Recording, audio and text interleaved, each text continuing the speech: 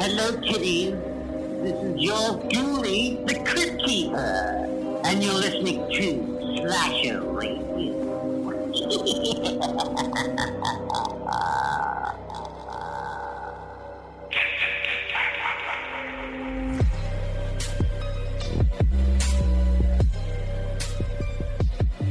Welcome to Slasher Radio.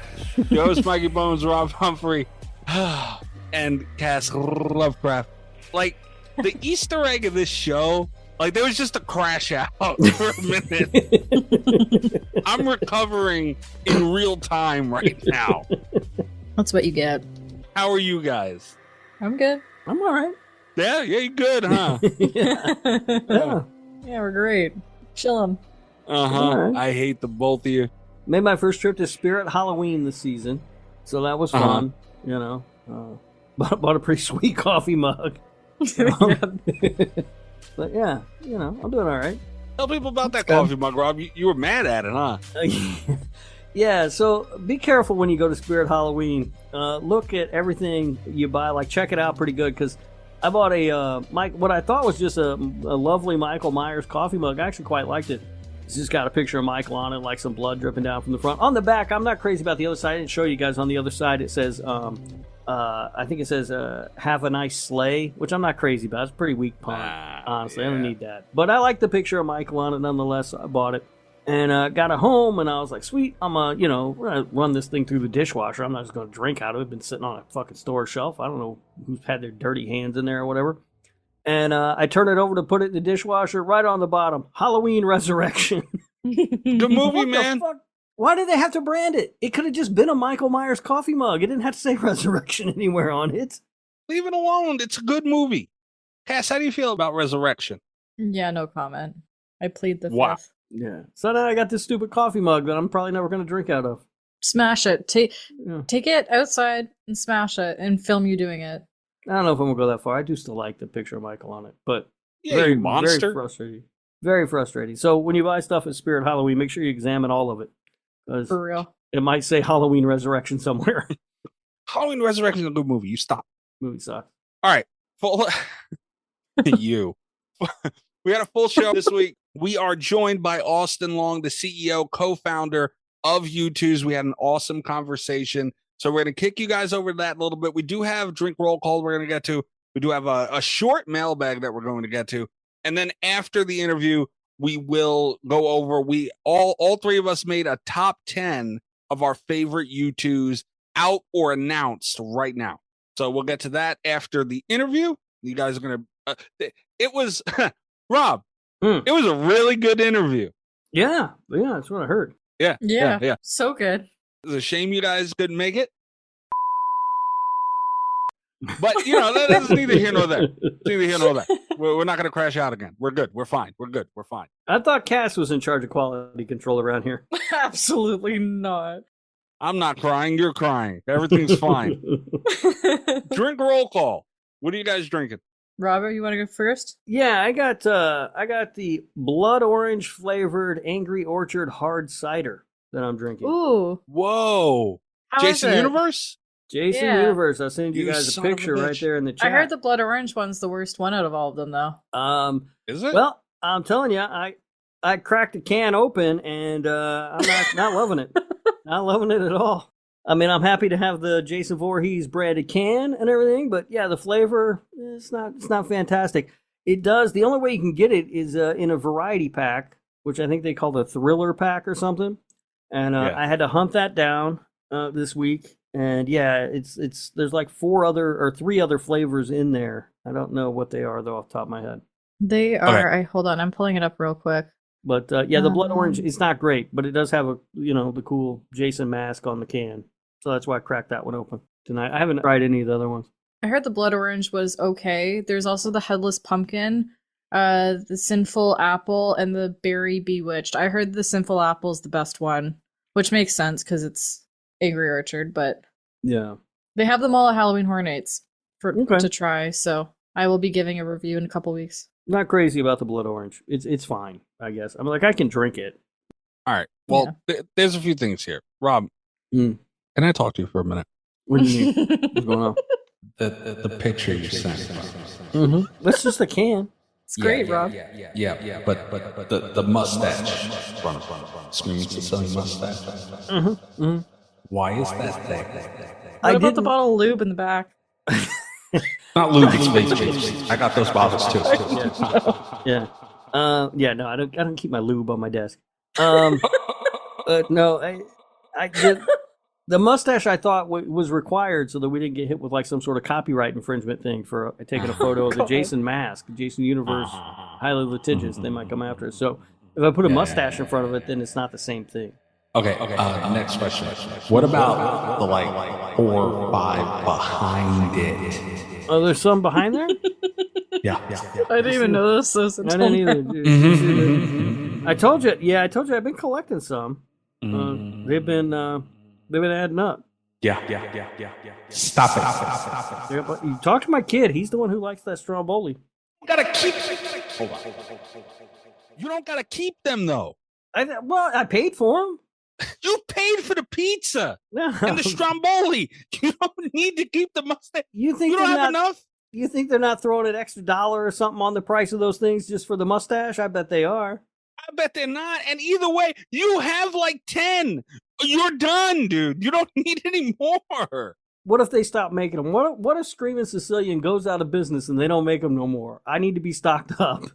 Yeah, honestly. Moving on. I am fucking tired of your shit tonight real early. All right, this looks awesome. I've heard that various things about the taste of certain flavors. I could not find these. I've been looking. I'm going to be doing a thing with a friend of the show, Boogie, for his slasher report. I think I'll talk about that at the end of this episode, I think. But the Fanta things, like there's a bunch of horror beverages coming out. And I found the Chucky ones finally for the Fanta, and I was looking for the Angry Orchard, and I couldn't find them in the store. But I did see them on Uber Eats, and I was like, oh, dub. So I ordered it, and the dude calls me and is like, yeah, something about the barcode and how Uber scans them, and that's the picture they use. They're not out yet. And I was like, fuck. So he will be calling me back, though. He's a very nice guy, and he said he'll call me as soon as they're available. Wait, your Uber driver is going to call you back to tell you when you can get the thing? No, the guy at the store, the liquor store that I ordered it from. Oh, all right. I don't know, man. I got them at a grocery store up here. Yeah, but they release different times in different areas. I can't believe it's not released up here yet. Yeah, I had to Google it because the grocery store that I normally go to didn't have them. I had to Google it. There was another grocery store a little further away, but not too far. I was like, told my kid, put your shoes on. We're going to the store. Hell of a deal. Daddy got to get him some beer. Yep. I was like, we're going on a booze run. Come on. Hell of a deal. Yeah. So yeah, I picked up the pack. I got it earlier this week and I didn't open any of them. Cause honestly, I don't know if I'm going to like any of them, but the blood orange, it's fine. It's not terrible or anything. It's a Jason drink. Dude, you got to try it. Right. That's the whole thing. There were a couple. I also spent some time this week looking for the Jaws wine. Oh yeah, I saw that. But I couldn't find that. And also, there's a Michael Myers branded energy drink that's out there that I can't find anywhere. Ooh, there's a Michael Myers Fanta too, like pineapple though, so it's probably gross. That sounds terrible. Yeah, the energy drink. I don't know what flavor it is, but everybody told me to go to World Market, but I went to World Market and they didn't have it. So interesting. I can't find it. I'm surprised Cass didn't hunt down the Jaws wine. I was very surprised when I seen that. I thought Cass was going to snag it for sure. Yeah, I have my list of things that I need to search for. I'm going to go to the state. Well, I'll be in the States for a couple of weeks next month, so yeah. And the Fantas, like, that's always sort of a weird thing because I, in general, don't like Fanta, but if I saw those, I would definitely pick them up. Got to try them. Yeah. But also kudos to like the artwork of the cans because I love the whole collab with Angry Orchard. The artwork is really, really cool. Yeah. And it's exciting. This is the exciting time of year. It feels like it started earlier this year where they're getting this stuff out there, you know? So that's what I love. We've talked about this before on the show, Mikey. I don't like Halloween, like the actual day. I don't like, it's almost sad for me because it's over. It's over, You know what I mean? Like, I love September and October. I've always loved. Now it's leaking into August, and I'm cool with that, too. Mm-hmm. They seen they can make money, man. Yeah, that's exactly it. They're realizing the demand on it. Look at freaking Disney and Universal. They start their Halloween events now. Yeah. Like Yeah. Disney started theirs 3 weeks ago. Universal just did theirs this past weekend. Yeah, I'm all for it, man. I've had candy corn for weeks now. I've been able to eat it. Oh my god. That's your Got- fault. Got a That's bag gross. of candy corn right here. Good stuff. That's gross. All right, I am drinking my blackberry Crown Royal, Robert. Oh, god damn it. Yep, and I threw a little splash of cranberry in there just for flavor to taste, you know. All right. And it's delicious and incredible. It's a very good drink, and you need to leave me alone about it. All right. I guess. I mean, I don't know why you got a drink like that. But... I forgot. I had it in my fridge, and I forgot about it. I moved the milk and said, "Oh shit, drink roll call. Let's go." You had to shuffle that bag of milk out of the way, huh? Oh my god. No, Oh my I God. don't have it in a bag. I'm American. Merca. Speaking of bags of milk, Canada, what are you drinking? Yeah. Mikey, you're gonna hate me. I'm currently drinking a pumpkin spice latte. You did that on purpose. I don't. The pumpkin spice, whatever. If that's what you like, that's what white Yeah. women like. It's fine. But why the hell are you going to drink a latte at 1:43 in the morning? You Spite. crazy ass. Spite It's is what fine. that is. It's fine. It's actually an iced cream chai latte. Oh. For fuck's With the sake. pumpkin. Yeah. The pumpkin in the chai. Extra spicy. No, it's good. It's good shit. Can you go over that one more time, Cass? What is it? It is a venti iced pumpkin cream chai. I'll be damned. Well, you know I'll what's be even damned. funnier though? Because pumpkin spice has been out for, almost a week. We're getting to the week point. And I've been getting messages on the daily from my two good pumpkin spice loving friends, Boogie and Vivica, of our daily consumption of pumpkin spice. So we have like probably 15 photos in the group chat already of all the consumed pumpkin spices so far this year. So That's disgusting. we're off to a good start. I'm not super familiar with this Boogie fella, but he needs to get his act in line because I don't know what the hell's going on with this pumpkin spice thing with him. Actually, Robert, you and him bond over a lot of similar interests because he sent me a picture today of a Twilight Lego set, and let me just send the picture to you guys of the Cullen house. Wow. I All told right. He him didn't do that. He didn't. There's no way he did that. Not my Boogie didn't do that shit. There's no fucking way. Did he really? Yeah. Well, hold on one sec. Let me send this to you Okay. guys. Hold on. This is ridiculous. I got to do this multiple times in one fucking shot. Let me talk to Boogie for a second. Hold on. Boogie. Oh hell no. Boogie. No. That's a bad Boogie. Rob, help me. It's funny. I find myself in a funny weird situation here. Keep in mind, he's a grown ass man. Because what I do is I champion these Twilight movies for our movie night. Right? Real hard. Yeah. I do go pretty hard for the Twilight movies in our movie night. But really, I don't like these movies or anything about them. It's just fun to make Mikey watch them. The first one's not bad. So, no, Canada. I'm talking. Not bad. But I find myself in an odd position here because I feel like I've been championing these movies, sort of in kayfabe for a while. But Boogie, come on, man. You're embarrassing yourself is the problem here. Yeah. I don't mind taking a little embarrassment to make you suffer. It's fine. But Boogie, come on. I mean, first of all, those Lego things are not cheap. That's the other thing. No. Like, how much Oh, do you think God, that no. costs? It's $220. You can see it right under it. Where? That's like $700 Canadian, man. It's pricey. Yeah, it's like $2,000 Canadian or something. Okay, Yeah. you jumped real high there with that exchange rate. Is Boogie Canadian? Oh, he's from fucking Chicago. Oh, Boogie, you can't be a Chicago man walking around. But it's this is on the shelf. He didn't buy this, right? I don't think so. I hope not. All right. I told him So to. That's fine then. I mean, look, if I saw it in the store, I would 100% take a picture and send it to Mikey too. So that's fine. Send it to me. Send it to Cass. He's just saying, hey, look at this awesome thing. But yeah, if he bought it, then that's a whole different thing. But yeah, I mean, it's not what you expect from a fella from Chicago. You know what I mean? No, it's not. And you know what else is not, Boogie? And everybody go listen to the Slasher Report. It's on YouTube. Go check it out. It's a great channel, great source for horror news.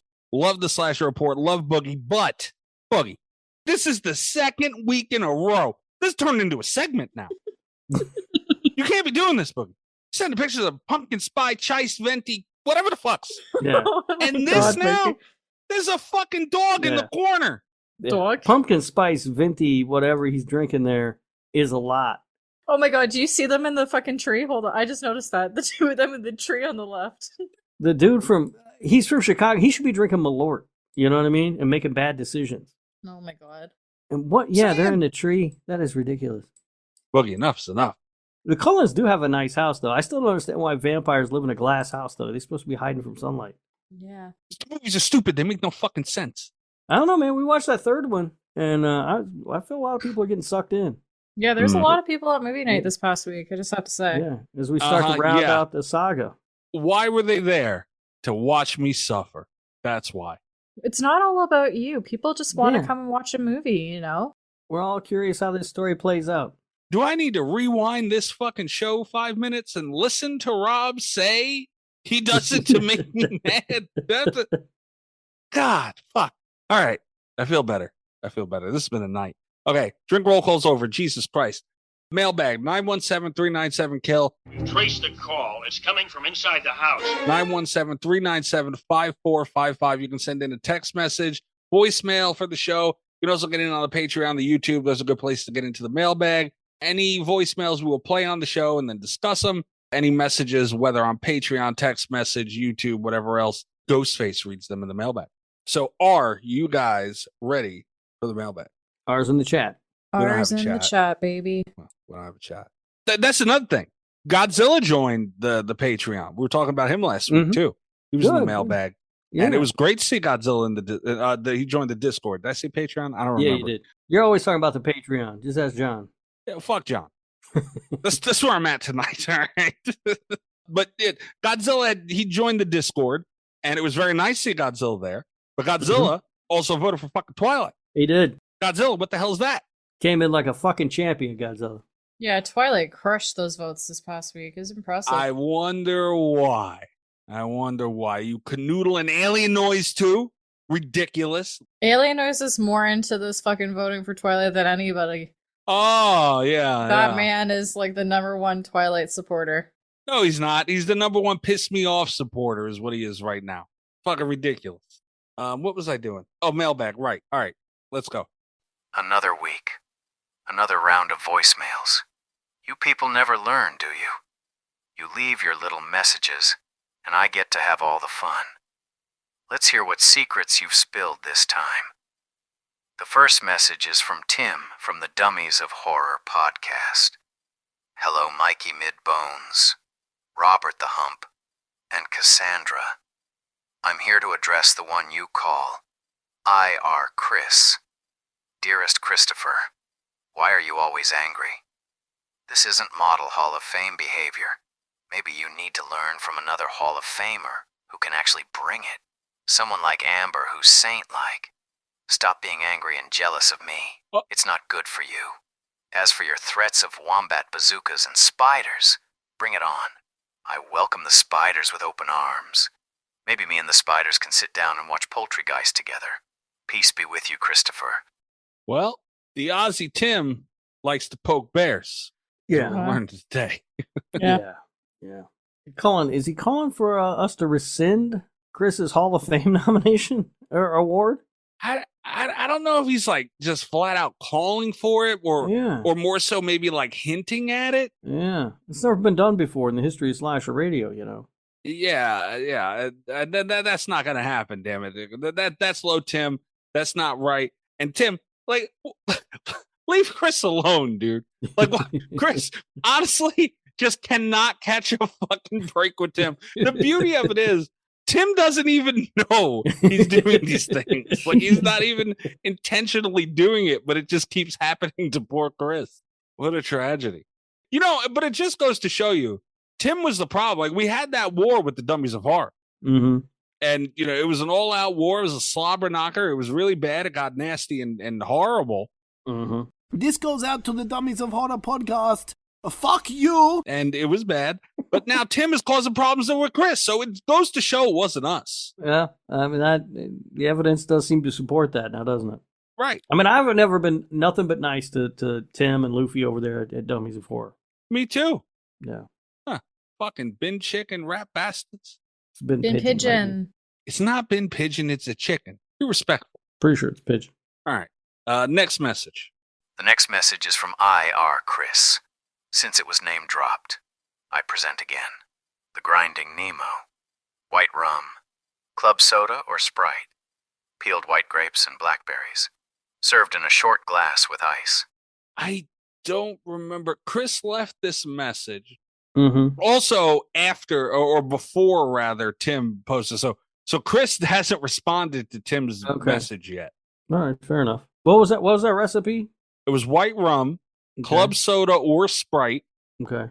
peeled grapes and blackberries, served in a short glass with ice. I ain't peeling grapes. Yeah, that seems like a pain in the ass. How you peel a grape? It's not easy. I've done it before, but it's a pain in the fucking ass. Yeah, that seems difficult, Chris. I don't know about that. Why you got to peel them? I mean, Yeah. maybe there's a reason. I just don't know it. I don't either. That seems, that seems maybe more advanced than I'm capable of. Cass, imagine Rob in his kitchen trying to peel a grape. Yeah, that would be a disaster. But yeah, it'd be nice if you guys had a little faith. Jesus Christ. It'd be entertaining, but it'd be a disaster. A lot of things would be nice, Rob. A lot of things would be nice, wouldn't it? I don't know what you're talking about. You're like, if you ask somebody for something, maybe look at it. You know, it'd be real fucking nice, Robert, wouldn't it? Dude, we can talk about this later. All right? I didn't know you were going to do all that. We will. Oh, we will. Oh, we will. Conversation's not done. That doesn't sound like a bad drink, though, other than peeling grapes. No, the drink itself sounds good. No, I mean, no. I feel like it's way more advanced than I can pull off. Yeah, it's not a bad drink, though. Hell of a deal, Chris. All right. Chris going to be mad that Tim just, like, railroaded the shit out of him, and he just looks like a bitch giving a fucking drink recipe, not even knowing that this happened. Poor Chris. Oh, man. All right, so that's the mailbag. We're going to kick you guys off to the interview that we have with Austin Long, talking everything YouTooz, everything coming up, spooky season, the company itself. It's become one of the leading companies in vinyl figures, collectibles, all those things. It was a great conversation, super insightful. If you're into collectibles, this is for you. So we're going to kick you over to that, and then we will see you at the end after the interview with our top 10 YouTooz available or announced right now. Terrific conversation. Hey, what's up, y'all? Kelly Clarkson with Wayfair. My favorite thing about the holidays? Decking out my whole house. It's not a competition, but if it was, well, I'd win the season with Wayfair. Outdoor inflatable Santa? Got it on Wayfair. Trees, lights, and ornaments? Wayfair. Hosting must-haves like dining sets, beds, sheets, and towels? Wayfair. For everything in your style delivered with fast and free shipping, visit wayfair.com or the Wayfair app to win the season. But again, it's not a competition. Wayfair, every style, every home.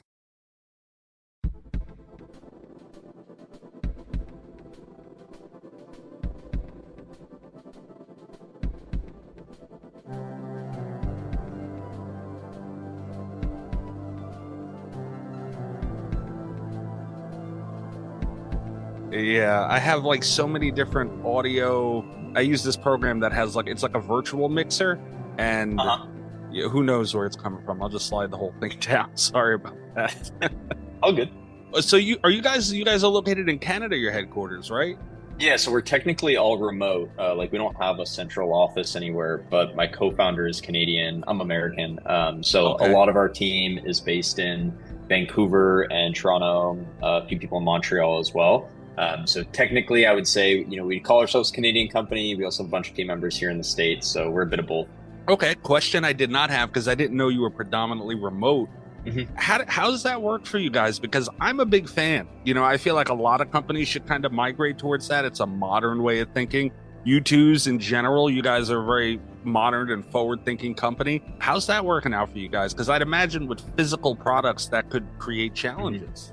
Yeah, it definitely creates some challenges. I would say for us specifically, there's probably more pros than cons, which is why we went that route. We did have a small office right before COVID that was in downtown Vancouver, and it probably fit about, 24, 25 people. And right as COVID hit, I think we just hit 27 or 28 people. So there were like two people sharing a desk. It was getting a little crammed. And then obviously when COVID hit, no one was in the office. So we sent out a bit of a poll when the lease was up for that space, basically asking our team, hey, would you rather work from an office? Would you rather work from home? Are you kind of neutral to it and you would do either? And the majority of our team said that they would prefer to work from home. And then the rest of the team was like, hey, I'll come to an office if I have to. There was a very small group that was like, oh, I'd really prefer an office. And what we just found is that with our style of work, it actually benefits the team more to allow everyone, their own space, especially because, a lot of our team is creatives, whether they're designers, artists, even marketing, like anything that's more creative oriented, especially being in an office, you do get limited to, maybe there's music that plays the entire office, or it's dead silent, or the lights are on, the lights are off, it's cold, it's warm. You have all those factors that can make people feel more comfortable. And for us, it's, if people are more comfortable, they're probably going to contribute better ideas. And we're all about ideas. I mean, that's kind of what our business thrives on. So we've just found that everyone can have a better working environment being at home. And, we can take the resources, and especially financial resources too, that would have gone to an office, and use that to make sure that everyone has a great setup at home. We do bring everyone out once a year to Vancouver, and we have sort of a big, party at the end of the year where we bring everyone and their family and friends together too. So we found it works for our business. I know it doesn't work for all, but I would say in our case, it probably benefits us more than it might hurt us. That's awesome to hear. I'm a work from home guy too, and I agree 100%. You get more out of happier employees and a happier team and all those things, and you get to work in your jammies. That's true as well. That's true as well. So Austin, Mark, you guys started YouTooz in May of 2019. Is that correct? Yeah, that was when kind of our first launches came out. I think it was April or May. We did start on it a few months before that. Was when we started brainstorming ideas, figuring out what we would make. My background specifically was in talent representation of YouTubers and streamers. So my last company was Omnia Media. We managed a ton of creators, mostly within the gaming and entertainment space. And kind of the ethos and the reason we wanted to make YouTooz was we were big fans of like toys and collectibles in general, but we didn't feel like there was something for, I guess, more of the internet audience, people that loved creators and streamers. So we thought that, with my background, we'd be able to approach some creators and pitch it to them, which is what we did in 2019. And I would say, got really lucky. It was right place, right time. A lot of creators were equally excited at the idea of having their own figure, because it, is still something super unique, and there's not a ton of ways that a creator can kind of get their own collectibles. So that was how we started. And then after about the first year and a half was when we started branching into the world of licensed IP. And now we make both. We make, content creators, streamers, and then, your favorite movie, your favorite video game, TV show, etc. Damn near all of them. Yeah. Okay, so you guys, vinyl collectibles, it's such a gutsy move to jump into it because it's a very crowded market.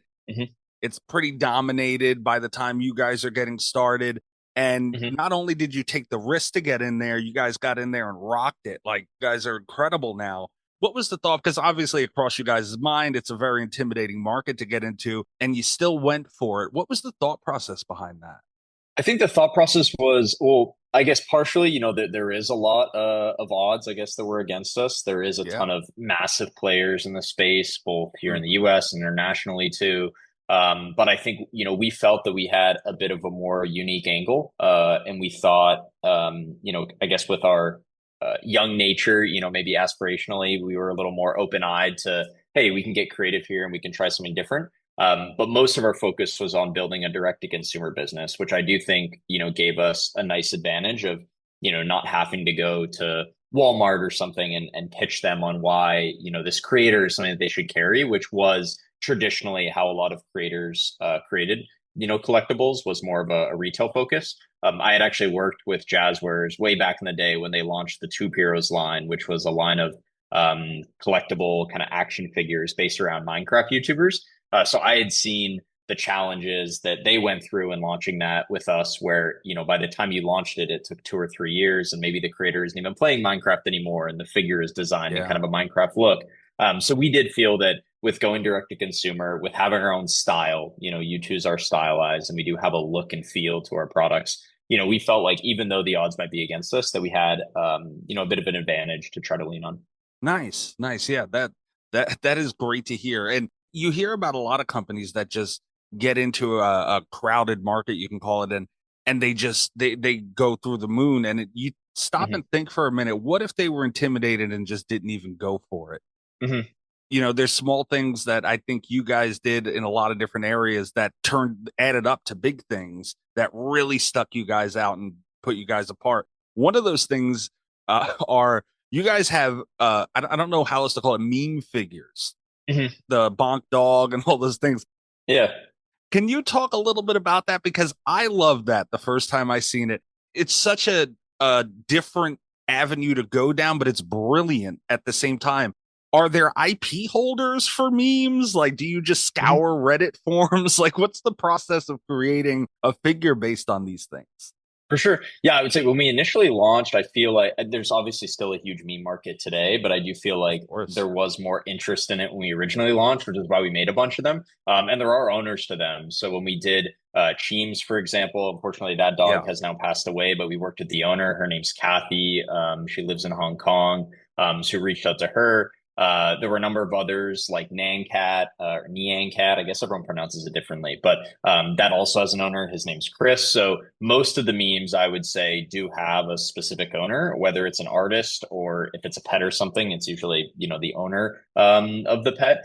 So early on, we would reach out to them. We would say, hey, we want to make a figure of, your character or your art piece or your pet. And we really want to capture the meme because, like you said, there wasn't anyone doing that. And I do think it helped us kind of create an audience early on. And even when we work with some of the licensed IPs now, that is still something that we try to lean on. Like the first ever license we did was Arthur, which was through PBS Kids. And they let us do kind of the fist meme of like when he's about to punch his sister in one of the episodes. So we do still get IP holders that ask us about it. We're working on a freer line right now with Crunchyroll, and that does have kind of a meme figure in it with Freer and one of the characters. So it is something that I think people like. They like that it puts a smile on your face. It kind of brings to life the emotion of whatever the meme is. And oftentimes people don't even buy it for themselves. They buy it for that friend that is always the one sending, that specific meme in the group chat. Yeah, it was absolutely genius because I, being a movie guy and gaming too, like I had come to know you guys from your movie stuff. And then I was just scrolling through and I was like, holy crap, they got memes and everything. And learning to find out, like, you guys really broke in with that. And like I said, it is absolutely genius. Also, you guys have such a vast catalog between, we talked about meme figures, and you guys deal with companies, streamers. And could you just talk a little bit about the differences between working with, say, an individual and a company? Because I would imagine that there's both challenges and benefits to each, and they're probably similar and different in different ways. Can you talk about that a little bit? Because that's super interesting. Yeah, it's a great question. There's definitely, there's the grass is always greener is like the way I would always put it to people, because there is pros and cons in both cases. In working with a single person, whether that's, someone that owns a meme or owns a character or a creator or streamer, obviously you get the benefit of, them being the sole person to sign off on everything. So they don't need to go and ask someone else. They're giving you direct feedback.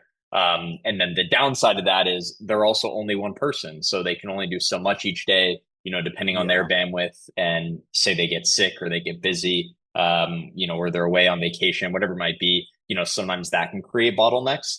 Equally, in working with a company, you get the benefit of, there's probably always someone there that can help out to answer a question. But then oftentimes you do have more layers. There's obviously a hierarchy in some cases where someone has to ask their boss and maybe they can't make the direct decision. So there's definitely pros and cons, but I think that's what makes YouTooz special is we have such a wide range of characters and franchises that we're working on, which does allow us to kind of cater to everyone, but also allows us to balance out our business where, we don't necessarily have to go to a retailer and pitch them.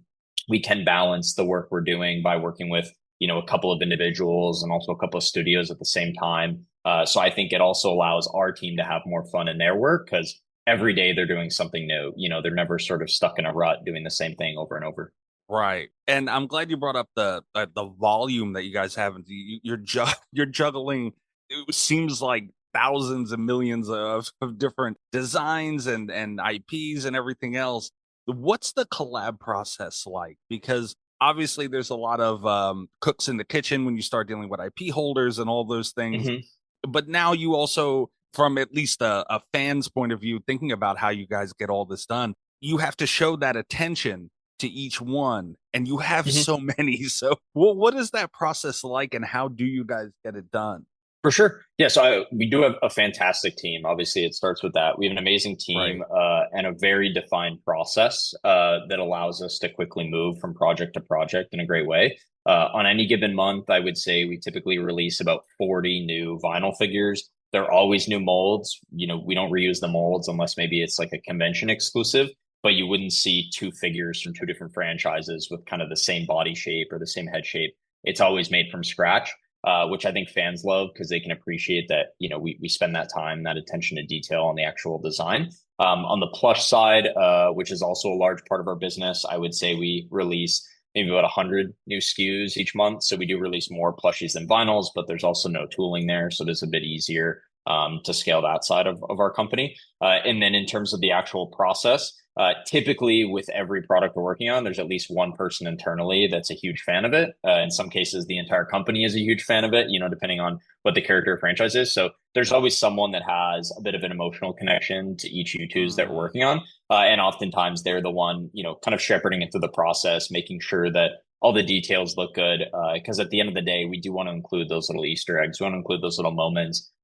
With our vinyl figures, for example, when you open them, there's always, a little caption or a quote meant to really signify to the fan that, we're trying to build an experience with it and we want to put a smile on their face when they open it. So oftentimes whoever's a big fan on our team is the one, making sure that all those little pieces are attached there. And then from, I guess, the other side of it, the owner of the character, the IP, they're involved every step of the way. So we do 2D concept art as a starting point. Once that's approved, if it's a figure, we're doing the 3D model, the packaging, then a sample, then we're going into pre-production and obviously finally production. If it's a plush, it's pretty similar. We're usually just skipping the 3D modeling, going straight from 2D artwork to an actual sample. And throughout that whole process, we're getting feedback from whoever the owner of the character is. So they're commenting on the colors, the shape, the overall design, how the packaging comes to life, making sure that the sample reflects, what they saw digitally, because there is differences in how a color appears on a computer screen versus how it appears painted onto a physical product. And oftentimes during the process, they might have very specific colors that, have to be there for the character. So a piece like that too. And then obviously signing off before it goes out to fans. So they make sure that, if their logo is on a product, they obviously want to make sure it's perfect too. So it's a very hand-in-hand process from start to finish. Yeah, and you kind of stole one of my questions there because you had mentioned the detail in the little Easter eggs and the little things that the fans of whatever the figure is will notice. And I think that goes even further to what YouTooz is doing because it almost becomes more personal at that point where it's like you're really speaking to the fans. You're not just selling a figure and you're making sure that the experience of it is there from beginning to end. And that is definitely something I've seen pop out from what you guys do. And that's a connection that's special. And I'm glad that you guys put so much attention into that for sure. Of course. Okay, so it's also spooky season coming up, obviously. Are you a horror fan yourself? Do you have anyone maybe on the team that specializes in this department? Because you guys are killing it, no pun intended, for the Halloween season. Yeah, I mean, we definitely have a lot of horror fans. I myself, I would say I'm more of like a thriller fan maybe than classic horror. Like I just saw Weapons, which was obviously great. So I would say I oftentimes gravitate more to those types of films, generally, but a lot of our team is also fans of the classics. We've definitely had a great time moving into that space. Much of what we do is more on the video game side. So I would say that was kind of our first step into like overall horror or anything scary, Five Nights at Freddy's, Poppy Playtime, Bendy, a lot of the kind of jump scare games. And then the first, I guess what we would consider, proper horror franchise that we started with was Ghostface. And that one did incredibly well for us. Like fans really liked the creativity. The company that owns it, Fun World, even allowed us to make kind of like a cute pink version of Ghostface, little cat ears, which fans really loved. And once we released that, we just started getting a lot of requests for other franchises. So since then, we just released Jason and Michael Myers. We've also worked on Chucky, Pennywise, Megan.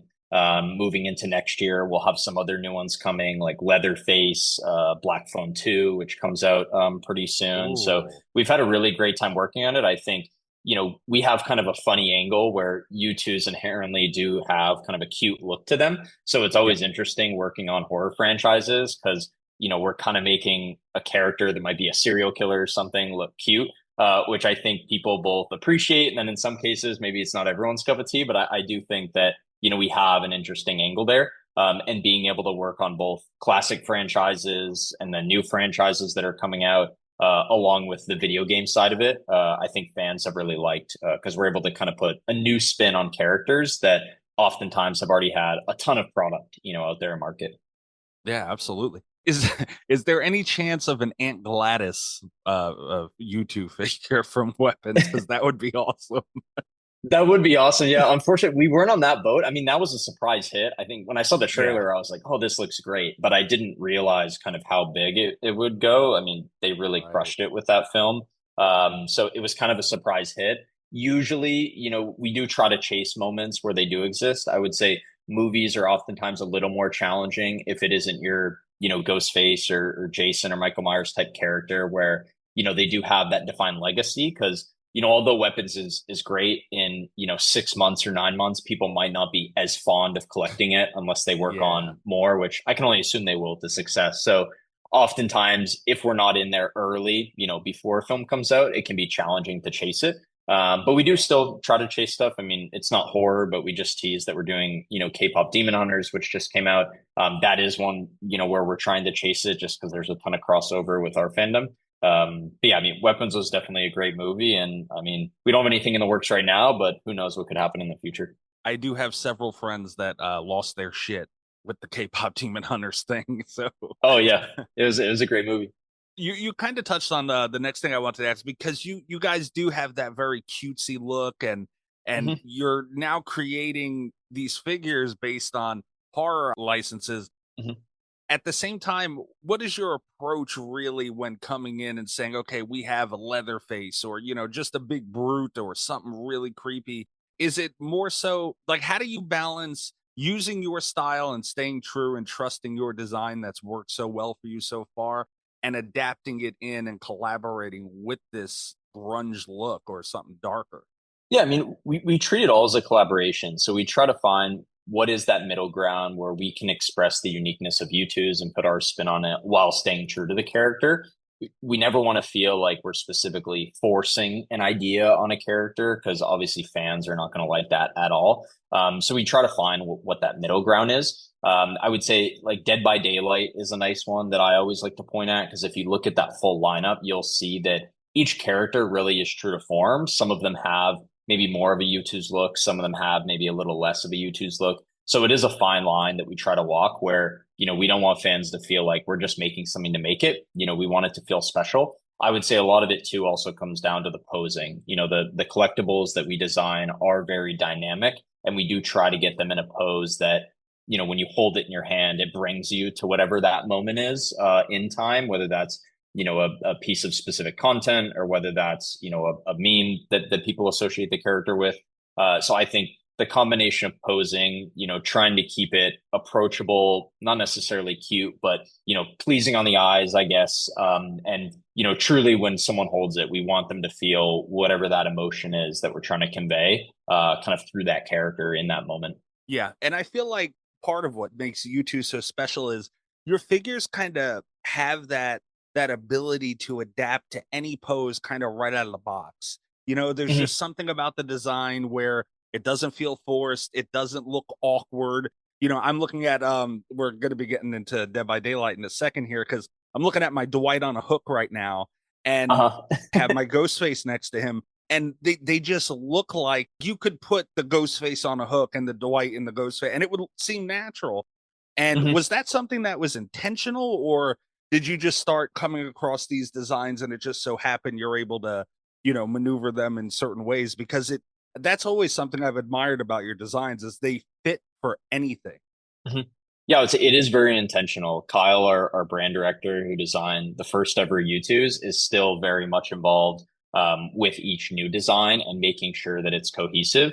That was one thing that we felt was really important with our lines, kind of as the business has grown and as we've released more, is staying true that, we want people to be able to display all of their favorite moments together in a collection, regardless of what franchise they're from, in a way where they do cohesively fit together. Because, I myself love collecting. A lot of our team loves collecting. The worst thing ever is building out a collection, and then when you put it on the shelf, it starts to kind of clash with each other. So it is really important to us that, from a fan perspective, when you do take your YouTooz out of the box, or even keeping them in the box, there is, a cohesiveness there, that it's visually pleasing. They line up well. Sizing is very important to make sure that, all the characters are the right size and that they fit in well if you do take them out of the box. So it is intentional. And I would say a lot of it is just down to being consistent and having a really, really fine eye when we're going through the design process, making sure that it does line up well. Nice. Little side note here. Also, are you an inside the box or outside the box guy? Because I take mine out of the box and I've gotten yelled at for it. To be honest, I'm a bit of both. So there's some figures that I have, like I myself grew up on Halo. Like that was my first ever video game that I, put an ungodly amount of hours into. After that, it was, Call of Duty, Minecraft. But with Halo, at a convention, I was able to get a few of the figures that we've made signed by various people that were involved in Halo over the years. Those ones stay in the box. I'll never take them out. They're perfect that way. But then there's other figures, like I love Breaking Bad. I usually take those ones out of the box because I like to put them on my desk. And, oftentimes it's a quick laugh when I look over and think of like the specific moments that we've captured with it. So I would say a bit of both. I mean, it really depends on the collector. I know for some people, it's like a cardinal sin to take it out of the box. Some people really prefer to have the characters out and together. So I think at the end of the day, it's a personal preference, but I can see both sides to it. Okay, fair. So you won't yell at me for it. Fair enough. All right. No, not at all. Not at all. I do keep the boxes though, if that counts for anything. That part's important. Yes. Yeah. Throwing them away, I would say that's more of a sin, but as long as the boxes are kept somewhere, then at least if you do want to put them back in, you can. Yeah. I'm going to start charging you guys storage space because there's a lot of your boxes in my damn basement right now. They do stack up. Yeah. They do. You mentioned Dead by Daylight though, and we have friends over at Behavior, and it was super exciting because the fans of this game have wanted a figure, something that they can hold and put on their desk, just like we've been talking about for so long. And it was throughout their community very sought after. There was even teases of things that were coming and then never came. And it seemed like us getting collectibles for this was a dead and gone cause. And then boom, you guys come and save the day. And we have these, like I said, I have 3 of them on my desk right now. What is it like dealing with a game like that? Because they have so many characters now, and they're kind of a perfect example of how do you select? Like, what is the process of saying, okay, you guys have 100 characters that we could use. They're all great characters. What's the process of kind of narrowing down what you're going to select from this batch of characters? Yeah, so they've been awesome to work with. The team there is so in tune with, what they want to see in product form, but also giving us kind of the runway to also be creative from our end. So it's been an incredible partnership so far. I think we're on our 4th or 5th wave of collaborations now, and we definitely have a lot more planned with them. But in terms of character selection, I would say it's a bit of both. Like they definitely have an eye, and obviously they have the data too of fan favorites and, who is playing what inside the game. So when we started working with them, there was definitely a bit of like, hey, here's some suggestions on like a top 10 that we would suggest. But there was a balance there where they also said, well, what do you all think? Like what would look good in collectible form? Because characters can be awesome, but sometimes it's harder to, get them in a unique enough pose or capture them in a moment that fans are going to like. So there's definitely a balance. They've definitely had a lot of good guidance though, in terms of what those iconic moments are and what they want to see, but also letting us push the boundaries. So like the Dwight figure is a great example where, we do have some partners and they're awesome partners, but they're like, hey, you just can't have blood on figures. It can't be too gory. Yeah. And with Dwight, they definitely let us go pretty crazy with it, which is always nice. When a partner allows us to kind of push the boundary. So yeah, they've been great. And I would say it's a bit of both. Each time we release a new collection, we also look through the comments on, the release to see who else do people want. So we just announced the new wave.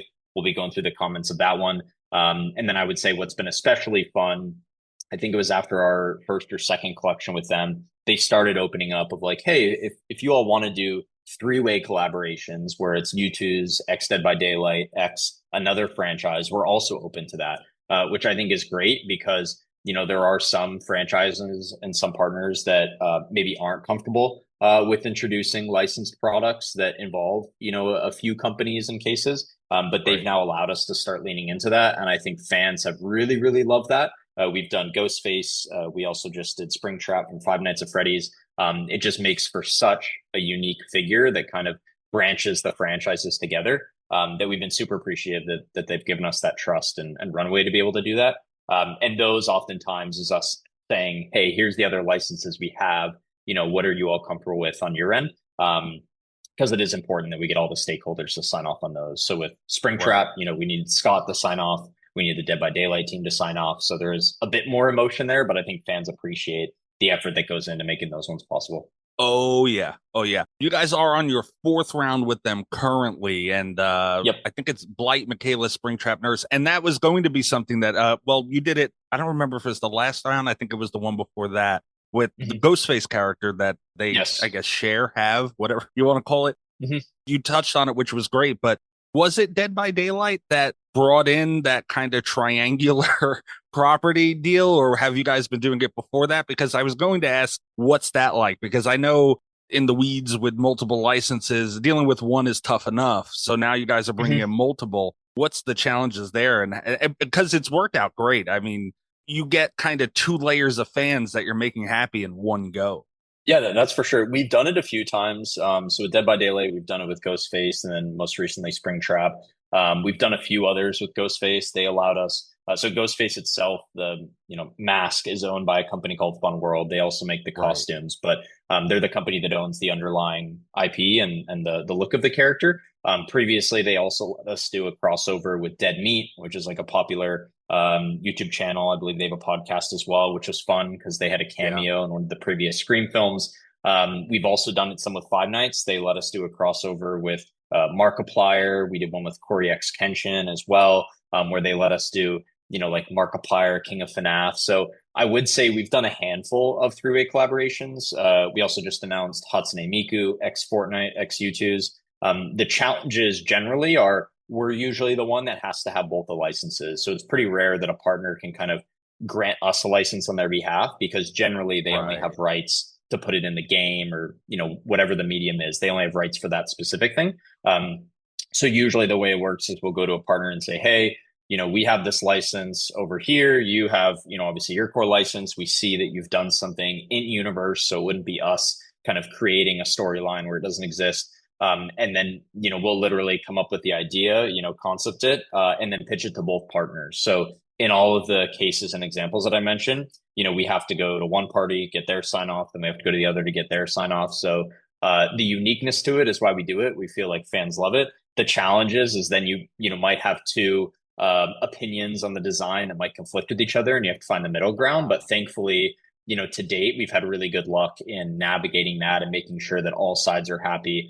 And again, I think it's one of those things with YouTooz that does make us unique, because if we were putting these in a retail store, it might be a lot more challenging. The financials of it do get a little more complicated. Instead of paying one company royalties, we pay 2 companies royalties. So the margins are a little lower, but we feel like, the trade-off of having lower margins on a couple of products to make something especially unique is worth it, which is why we do those. And I think we'll continue to do those. They're usually just on our website because it allows us to have a bit more control over, the financial side of it too. But it's super unique that partners even allow us to do it, because oftentimes it's, a strict no-go. Yeah.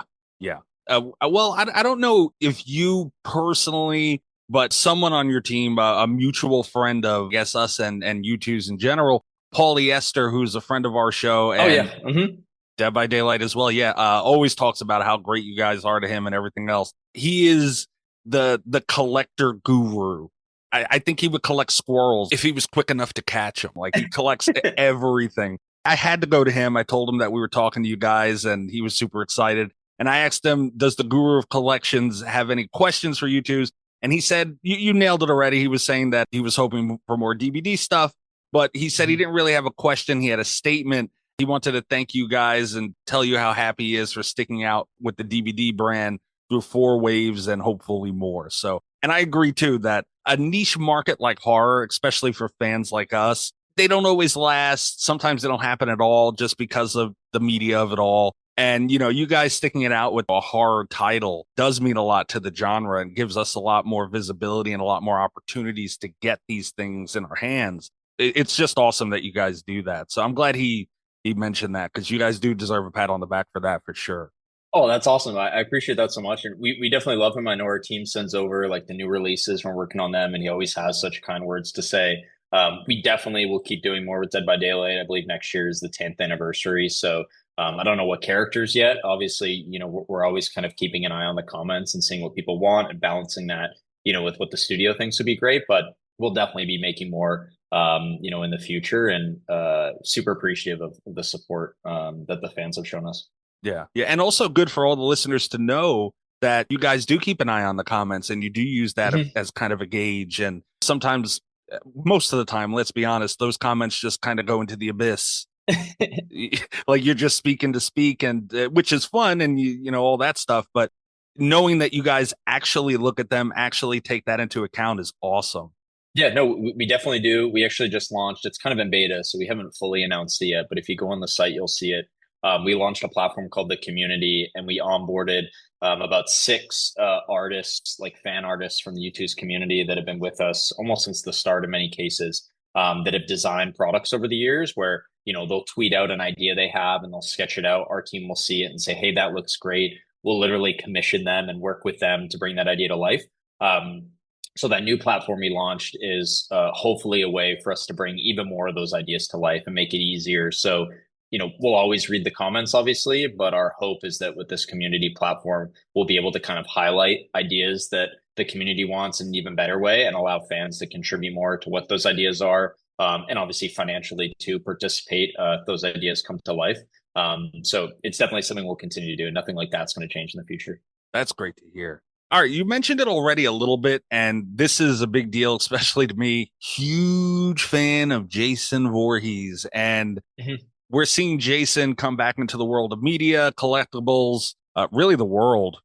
Honestly, he's coming back, which is great. This is one of the first forms we're seeing of him. It might be the first available. I'm not sure. Definitely one of the first where we're seeing Jason come back in the collectible form. What was it like putting together such an, this is an iconic, this is one of the big characters.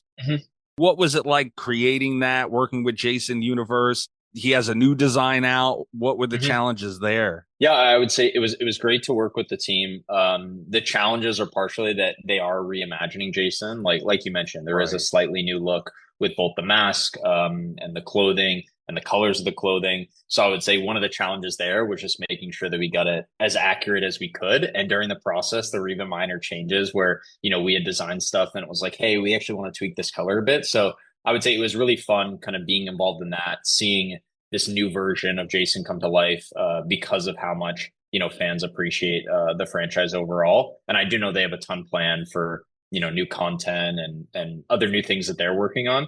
But it was really fun. I would say it's unique to be able to be involved kind of at the ground level of a process like that, where you're seeing in real time kind of how they're building out this new universe, this new story.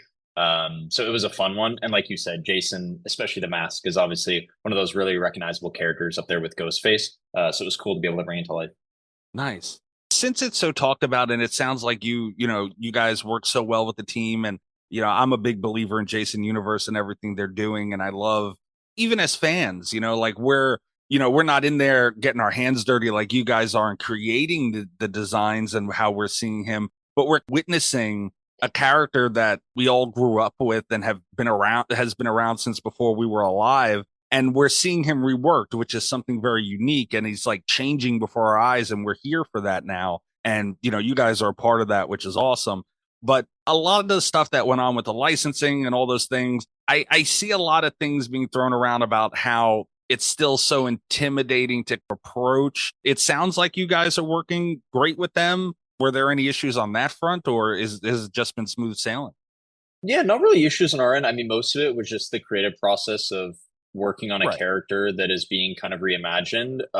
It's hard for an artist in our team who has a picture in their head of what Jason used to look like and now doing the new version, kind of finding the middle ground there. But yeah, it was smooth from our end. I mean, when we do work with Warner Brothers as well. We've done a few projects with them, mostly on like the DC or some of the Cartoon Network side. It was originally like in our deal that we're working on with them, but obviously, as you alluded to, there's been backroom stuff where it's changed over the years. So it was just nice for us that we're able to find a direct deal with the Jason Universe team, because it was a character that we wanted to work on. And I think it can be challenging, like if you were running a collectibles company and you just didn't know who to reach out to.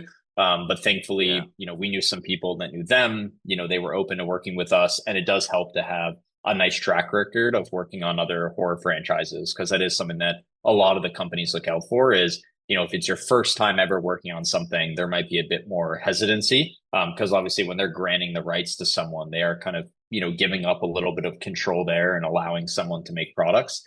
So I think our track record definitely helps a lot there. Pointing to the other projects that we've worked on. Oh, absolutely. Yeah. Definitely. The being proven, that goes a long way. Absolutely. Yeah.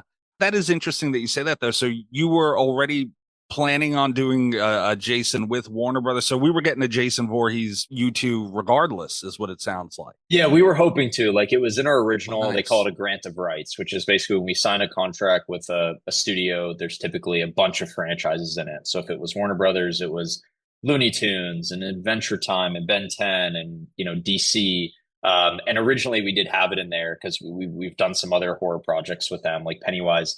But yeah, as we got into the process, they were like, hey, there's some backroom stuff right now. We can't allow you to work on this, which I think is why a lot of the Jason products you see in the world are products that were made many, many years ago. Because, from my understanding, if stuff was already approved, you could keep making it, but they basically weren't allowing anything new to be made. And then that was when we got in touch with the Jason Universe team, and they were like, hey, if you want to do something, we're the people to chat with. And we probably met with them, I would say maybe at like the end of last year. We started working on the designs, maybe like February, March of this year. And then it really started coming together in the lead up to the summer. And then San Diego Comic-Con was really when they kind of unveiled it all. And that was when we were free to start, getting ready to launch a product. Nice. Yeah. Being on the ground level of something like that is got to be so exciting. That is awesome to hear. Yeah, it was fun. Yeah.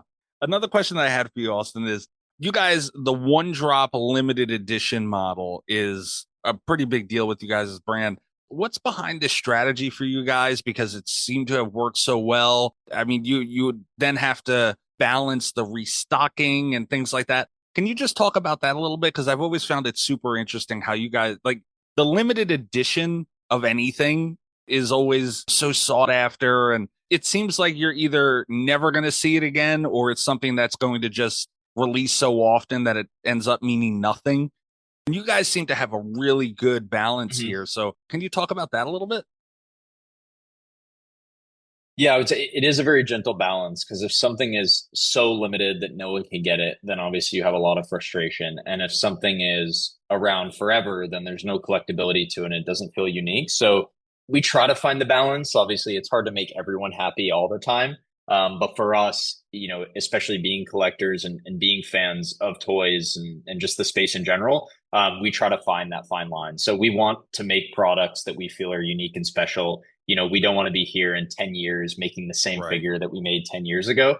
And I think that was one of the challenges when we looked at kind of the industry in general. Was a lot of the bigger companies, probably mostly for financial reasons, are very used to just making stuff until people don't want it anymore. And then, marking it down or putting it in a landfill or, sending it to like a discount channel. And I think, we just don't want to see our products get that treatment. We want them to feel unique and special and want them to hold the value that they should have as a collectible. So we do try to balance it. We do like very limited runs for conventions, just because if a product is at a convention, it should only be there. We don't want to see something on the shelf, a year later that should have been at San Diego. So usually those are run sizes of, 500 to 1,000 pieces, so that, we can confidently sell through them at the event. And then if they're online, like on our site, we try to find a balance where, if we do want something to be especially unique, we'll have what we call the timer, which is, hey, it's going to be available for this window of time. And we feel like that's kind of a nice middle ground, because it's, honest and upfront to fans of like, hey, this is only going to be here for this time. If you don't collect it during this time, it's not coming back later. And then we have what we would just consider like the non-timer releases, which, we try to at least have those around for a few months. They're never around forever. But at least then we feel like we're giving that transparency to fans so that they can plan their collections, they can plan, things that they see and what's interesting to them. And it allows us to stay true. Yeah, that to, is what a very good point as well. That just letting people know exactly. I ran into that. I was a lot of people buy and resell shoes. And I wanted a pair of these shoes that came out and they were going to be super exclusive. The last editions were super exclusive. So I said, all right, I'm going to get up super early. I'm going to order 2. And they re-released them like a week and a half later. And I never, ever did it again. Yeah. And then you're like, what the heck? No. But had they said that, honest. I obviously wouldn't have did it. So yeah, no, that's very true. And it makes your fans happy too. Like they know you guys are going to be honest and you're going to let them know. And it doesn't feel like you're trying to grab a gimmick of limited. Yeah, absolutely. Yeah. Halloween going forward, obviously, I don't even. You guys probably do know what you're doing far in advance. Who knows? But obviously, generally speaking, Halloween is such a fun time to horror fans. It's the real most wonderful time of the year for us, and it just gets bigger and bigger. You can look at things like Halloween Horror Nights and what that's grown into, and it's just leaking into so many different things. And you guys have already set for this Halloween such a bar. Is this something that you're looking to raise around the Halloween season, even Christmas? Like, are you looking to get festive into the seasons even more so? Because I've had a few friends who are getting their first YouTooz with this Halloween season because they're excited what you guys have coming out. They're looking into all your horror stuff. So is Halloween something that we can look forward to seeing an uptick in the upcoming years? Oh, for sure. Definitely. We're trying to lean more into seasonal releases where we can kind of have fun with characters in a way that, maybe they haven't existed before. So like the Pink Ghostface was a good example where now we are approaching other franchises. Like you will see some fun stuff with Jason and Michael Myers for Valentine's next year that kind of lean into a similar vibe where I don't think people have seen looks at least in that format of the characters before. So the big events that we're leaning into, we did a small Valentine's campaign this year, which fans really loved. We had a seasonal release in the summer, which kind of lean into like beach, pool, 4th of July type vibes, hot dogs and fireworks. We will have a Halloween campaign this year where, kind of everything inside that campaign character wise is focused on Halloween and has fun looks at characters. Whether that's characters in costumes or just, maybe more spooky looks at them.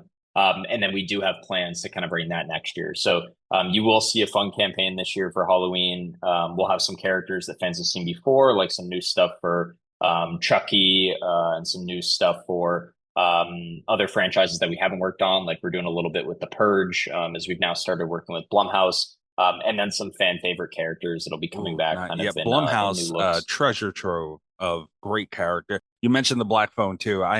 You're going to cost me money for sure. Yep. But I was going to ask you that, Austin. But I'm glad you brought it up because you kind of walk into you walk that line of kind of speaking for the IP holders a little bit when you get into things like that. But obviously, you guys are there already and doing it. When you get Chucky, whoever, and you're working with them and you create the design and the figures out. So you're looking to approach these IP holders and say, hey, we did this. What about this design? And really start having fun with it. And I'm glad that you guys are getting into it because you're almost creating your own little world. It's almost like a comic book that you can put on your desk in figure form. I love that you guys are leaning into that. I was going to ask, but I didn't want to ask because of that weird line speaking for other holders and whatever else. That's definitely something you're looking into. That's great to hear. Yeah, we're definitely planning to do more of it. It is, like you said, a very fine line where, we would never want to be seen as sort of story building or creating lore because that is very key to a lot of franchises. And, we would never want to overstep there. But equally, a lot of the, franchise and IP hold owners and the studios, they've been used to seeing the same version of the same character for so many years that oftentimes it puts such a smile on their face. And we're like, hey, here's a wacky idea. And they might be like, hey, this is super fun, but the answer is no. But oftentimes, even if the answer is no, it's like, hey, it's no because of this, but if you do it this way, we can find someone for it. So we've been having a lot of luck with that. Like we have a line, we're basically taking some characters and making them, I would say more like an animal form. Not specifically horror characters, but just in general. And it's funny because we pitched it to some partners and they said, hey, no, we just can't do this, unfortunately. And then we pitched it to others and they were like, it's funny you pitched this because, the person on our team that handles the approvals is a huge fan of like that specific animal that you did. If it was a different animal, they would have said no, but now they'll say yes. So part of it is also just being creative, and no is not a bad thing. It's fine when partners say no, especially if they give feedback around it that is helpful for our team. So we don't look at it as a negative, and we're always trying to come up with those ideas. So you'll definitely see some fun and unique and edgy ones. As you said, we're not trying to lean into the lore of it. It's more just for fun. But I do think, fans will be excited. I always say no only means you tried. There's nothing wrong with that. Yeah, that is awesome. Of course.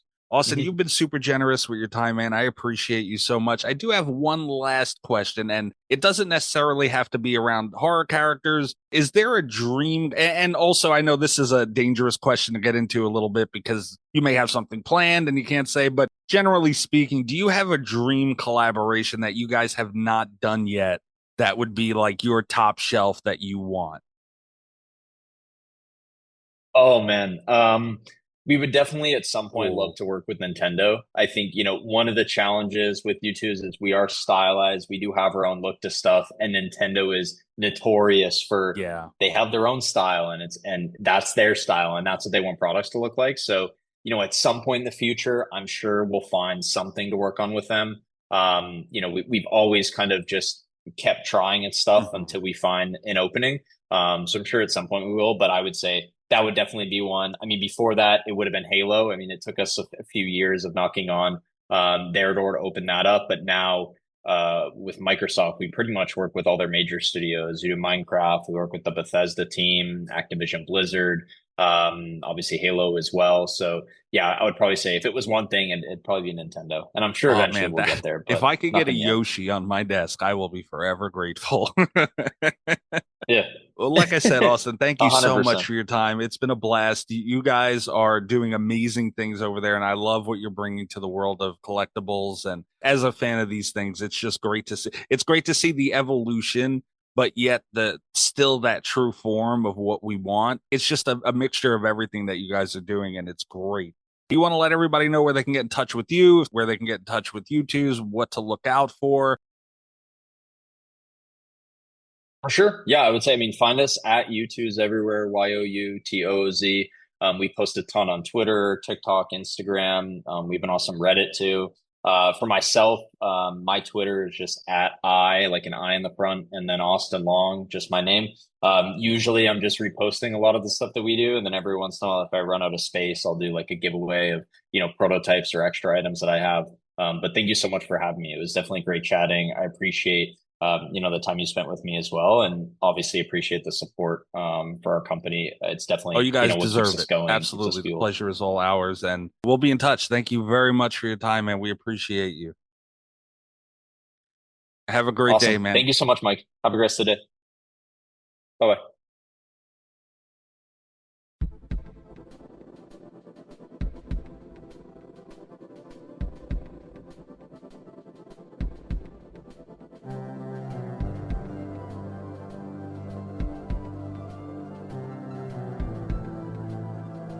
All right. Do you have your candy corn? Are you ready, princess?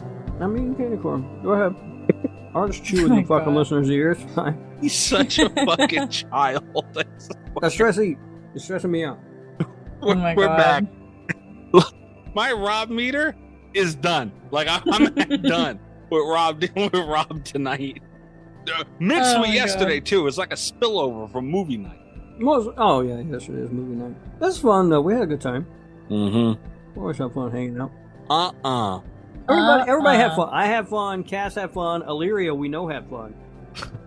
Yeah, she had a blast, man. Speaking of wombat cannons. All right. She was loving it last night. Loving movie night. All right. That was an awesome interview. Awesome discussion with Austin Long. Love YouTooz. The company's great. Their figures are great. we're going to run through just so it's spooky season, and we kind of have that in our blood anyway. So we lean towards the spookier version of things just out of the box. So we'll go through our top 10 figures that are available on YouTooz, or at least announced, will be available, announced, confirmed soon on YouTooz right now. Hiccups. Who wants to start? Well, do you want to start, do you want to go from 10 to 1 and we each list our 10 and then so on and so forth? Yeah, you ever done a countdown before? Yeah. Let's do it. All right. Well, you just described as doing a list. Yeah. Yeah, let's do it. All right. Rob, So you my go number first. 10. Fuck you, Mikey. Rob, go first. Yeah, go first, Rob. I don't know why she's so excited for me to go first. I know. She showed me. Yeah, she sure did. All right, so the first one I picked is in honor of my my co-host. They have something called the Cassie plush. Oh my god. So I would pick that one as number 10. That would be where I would go. Okay. Did you drop the link in the chat so we can all see it? You need me to do that? That's what we discussed before the show. Are you ever here? Like, even when you're here, are you ever present? I do not recall that conversation. No I way. said save the link not only for Mikey to take the photos. Oh my god. I saved the links. I did that part. No way. All right. So there you go. Oh, thanks, Rob. Appreciate I don't know how you. to describe that. It's just a girl. It's a cutie. I like her. She doesn't look anything like Cass, but yeah. It doesn't look like Kaz. No, she's too happy. Way too happy for me. And I'm not sure. It looks like she's something to do with Five Nights at Freddy's. Yeah. Yeah. But I don't know much about Five Nights at Freddy's. So. All right. Also worth mentioning, should have said this before we started, but the images will go up on Patreon of our top 10. We'll have like a sheet for like Rob, Cass, me, and it's our top 10. So you'll be able to see it a little bit. Helps with the visual. Also, we'll figure out something, whether we do a short, which might be fun on YouTube, which we'll put on Twitter and everything else. So make sure you're following us on everything if you want a little bit of visual aid. Especially if you're listening to this on YouTube, it'll be easier. Maybe we'll just do a short. I don't fucking know. Anyway, Cass, who's going next since you're the rotator of the list there? Yeah, Jesus. Okay. Mikey, you can go. Save the best for you last. You sure? Okay. Yeah, might as well. Go for it, buddy. I appreciate it. Okay. My number 10, and this is a tough choice because the YouTooz really does have a lot of shit that I'm into personally. But I'm going to go with Dead by Daylight. I'm going to go with Sable, the Sable collectible. It's her like in her little, what was like the invocation cloud thingy? I'm pretty sure that's what that is. I have that on my desk. Summoning cloud. Okay, there you go. I have that on my desk right now. I love Sable, big Sable fan, and it had to make the list. Yeah. Wait, you own that one already? Yes, I'm looking at it right now. All right. Yeah. I mean, it's cool. She's the one that looked like Stevie Nicks, so that's cool. Yes. Yeah, I see that a little bit. All right, Canada, grace us with your number 10. All right, my number 10 is the party girl, because it looks like me. She kind of does look like you. Kind of does look honestly. Her name should be Cassie. Honestly. Should be. Yeah. All in black, covered in blood. Yeah, looks like me. Yeah. Probably maybe crying. Yeah. Just yeah, sure. It looks like a murder cry. Yeah. Like I just seen some things, Or did some things. Like it looks like you committed a murder and you're like conflicted about it. Maybe. Yeah, that's fine. Yeah. All right, Rob. Number 9. My number 9 is Mono. This is a thing from Little Nightmares 2. Oh, that's a dub. Which is a game that I tried to play and got stupid frustrated with and quit after about 15 minutes and never went back to. But he's got like an axe or something. It looks really fucking cool. That's barefoot too. Look at him. Fucking badass. His little barefoot. Has tootsies out. Yeah. He ain't even afraid. Nothing. He got an axe and toes. See, I didn't play Little Nightmares, so I'm not familiar with this. Like, I've seen gameplay of it, obviously, but I'm not familiar with the characters individually. I don't know who this guy is, but he looks fucking adorable. No, I don't really either, because my son was watching people play Little Nightmares on YouTube or something. And he was like, oh, we should play these games. And I was like, yeah, we'll check them out. And then I looked on the PlayStation store, and they were on sale, and you could get both of them for like $20 or something. And I was like, oh, sweet, yeah, I'll get these games. And then we played the first one for about 15 minutes, and shit was hard as fuck. And we're like, nope, done. And we never went back to it. It's super frustrating, that game. But yeah, they said, but the character looked cool. Oh yeah. Nice. Oh yeah. All right. My number 9 is a collectible from Sea of Thieves, which I am a big fan of that game. And it's a megalodon. Coming up out the water, eating a boat. That's happened to me a fuck ton of times. I hate that damn shark in the game, but he looks both terrifying and adorable somehow. He looks so cute. He does. Cool. I just want to hug him. You just want to hug every shark. That didn't work out for you on that one game. What the hell was it? Sons of the Forest. Yeah. Shark ate your ass inside out. Yeah, he fucked me up pretty good. Yeah. Rob, she swims out. I'm like, I'll make us a raft real quick. No, I want to get eaten by the shark. I want to see the shark. All right. She took her ass out there, got eaten by that shark, and kept spawning in the water, and the shark just kept fucking her up. She regretted that shit. I was like, the first time it was fun. I enjoyed it the first time, but then the 10 other times, I got over it real quick. Yeah, like you just want to play the game at some point. Honestly. I was like, Mikey, I need help. Kill the shark. But yeah, no, I think that's awesome, and I love Sea of Thieves. I'm a big fan of Sea of Thieves, so it's good number 9. Yeah, Nice. solid. I like the look. Yeah. All right. My number 9 is the murder monkey. I thought he looked super cute. I love his little like bellhop outfit, but I just again want to give him a hug. He looks so adorable. I mean, he's got knives for hands. I wouldn't hug him. Yeah. But you ever seen Edward Scissorhands? You can make it work. I don't like that movie. What? That's right. I said it. I don't give a shit. Come at me. Whoa. Yeah. R's in the chat if you don't like Edward Scissorhands. No. Negative R's in the chat, please. We ain't putting no negative R's. That ain't even a thing. You're making negative R's up. My God. All right. Where are we at? My number 8? Yes. All right. So this I think is pretty dope. I picked the Red Eyes Black Dragon. Sounds badass. Yeah, fucking dragon, right? With red eyes and shit. That's cool. Damn. Yeah, it's pretty cool. That is pretty cool. Oh, that's from Yu-Gi-Oh! Yeah, Yu-Gi-Oh! Whatever. Yu-Gi-Oh! Yu-Gi-Oh! Your age is showing. It is. It was a card game at my age is about show. Back in my day, it was a card that it was like the Pokemans. And I did not like Yu-Gi-Oh! Because I was a Pokemon guy, but man, those cartoons look cool as shit. I can never deny it. That's dope. Yeah, it looks cool. Like I didn't know what it was from or anything. I just was like, oh fuck, dragon. All right, cool. I didn't even know they had Yu-Gi-Oh on there, man. That's fucking badass. And that's another reason why we're going through this, because you got like I go through it and I'm like, damn, I didn't even know that they had this, or this is sold out. Let me see when it's coming back. Those kind of things. Who goes now? Me. Okay. Yes. My number 8 is something near and dear to my heart. It is Spyro, not Mecha Spyro, but Spyro, the purple dragon, the most adorable thing on the planet. I loved Spyro growing up. I played the shit out of that on the PlayStation 1 or 2 or whichever one. And this thing, it's not the one that YouTooz has is not like the traditional Spyro. The design is a little different. I'm not sure. Oh, this is Skylanders Spyro plush. I'm not familiar with Skylanders, so now they just taught me some new shit that I want to go and look into. But I love. You don't know Skylanders? You fucking nerd. Rob doesn't know it either. Fuck you, Rob. I don't know anything about it, but I love Spyro, and this is like a really cool take on him that I'm not familiar with. So I definitely want to go and look into it. Yeah, cool. No, it looks cool, man. Looks like he looked like a nice dragon, though. He's a nice dragon, but he'll fuck your shit up though if he needs to. This thing, yeah. Maybe he could fight the Red Eyes Black Dragon. He'll fuck that black dragon up. We'll see. I don't know. Oh my God. Right, kind of number 8 or whatever. 8, yeah. Yeah. My number 8 is Coraline. Love the movie. Love her design. Love all the character designs in that film. Yeah, I just thought she looked super cute. Can't go wrong, Coraline. Want to include her in the list.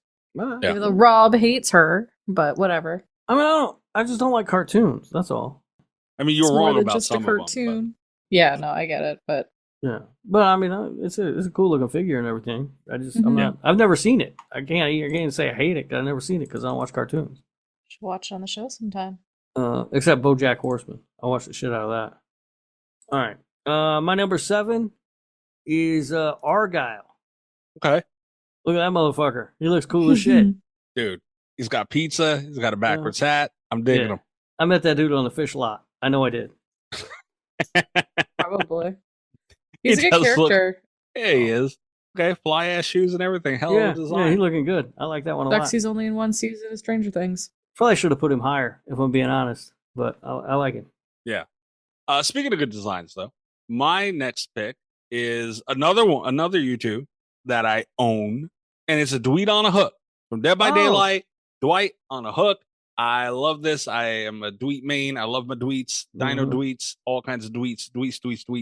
And this design's awesome. Him being on the hook, the expression, it's just such a detailed figure, and I love it so much. Yeah, and it works well because you always play Dwight and you end up on a hook a lot. So very true. Very true. Very true. I ain't gonna be telling that games no more coming out soon though. Little bastard. But and you know the thing that shocked me about this, like you know how something like this that's more vertical, especially with like a heavier. They got the big heads, the vinyl figures usually do. Mm-hmm. It doesn't topple. It's super stable. I was shocked. Nice. Yeah, it looks cool. Yeah. Cool. All right. My number 7 is the good old BJ Beetlejuice. Whoa! Oh, hey. Canada! Oh. What? You beep that? Are you going to bleep that? I think I have to. Name. The BJ. That is not his name. You can't be saying the BJ when he's talking about the juice is loose. All right, now something has to get bleeped somewhere. I took it there, but Rob went too far. Holy shit. Beetlejuice. Yeah, Beetlejuice sitting on his tombstone. All right. Yeah. Super That's cute. a good one. They're all really cute. Even the box is really cool. Like, if you go look at all the other fucking photos, the box is really... The design's really cool. They did a really cool, like, unique job with these. Box? Yeah. Box? Box. They all look dope. That one just squeaked off my list. Just squeaked off. But, all right. Fair enough. Oh, no. Rob's next. So, what are we up? Number 6 now? Number 6. And I went with something called the Monty Sit Plush. You went with a plushie, you bastard. Well, it came up. I don't know. And apparently this is another Five Nights at Freddy's thing. I just thought he looked cool as shit. Look at a little like punk rock fucking, I don't know what that thing is, lizard or alligator or something. I am not familiar with Five Nights at Freddy's. I did see this on the YouTube site. I did not know it was related to Five Nights at Freddy's. FNAF has really good designs. Like, no one can deny that. Yeah, like, I didn't know it was either. I just liked the design of the character. And when I clicked on it, it said Five Nights at Freddy's. And I was like, oh, that's where it's from. Yeah, it's funny because there was a few that I was going through on the YouTooz website that I pulled, and I was like, oh, this is a cool design. Oh, this is a cool design. And then when I looked at it, it was FNAF. So, yeah, like Mickey said, there's definitely a lot of really cool characters with that franchise. Yeah. Yeah. All right, my number 6, I might have to get this one. And it's bothering me that I didn't know it existed, and it is on here, is one of the Ghostface collectibles. They do have several. This one is, I look at it, it's Ghostface standing there, knife, bloody knife, blood on the mask. The mask is green. Now, this is a glow-in-the-dark Ghostface, so I'd imagine that's like to signify the glowing feature, but to me, it looks like Stab. Yeah, it kind of does. I don't know if is it actually green like that, though, or is that just because it's like the glow in the dark? You know what I mean?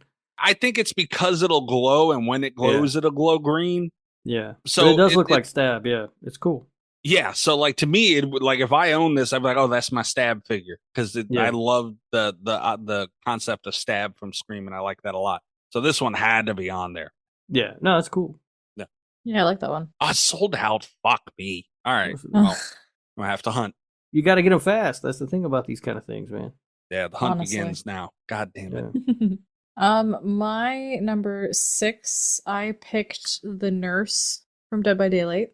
I'm a nurse main, so again, super cute. I like how she's floating up in the air, and she's got her little weapon and everything, and yeah, she looks mid blink with her pose, which is kind of cool. Somewhere in South Carolina, Alien Noise is screaming aura reading right now. Yeah, I know. But she does look awesome. Like this, this is one I was considering getting, but I ultimately passed because I got other ones.